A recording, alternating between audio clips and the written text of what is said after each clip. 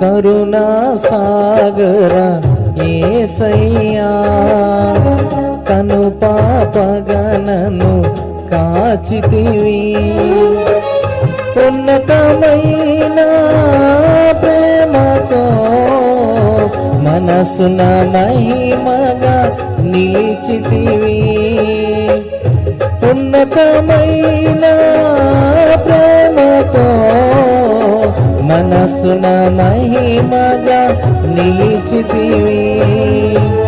కరుణా సాగర యేసయ్యా, కను పాపగనను కాచితివి.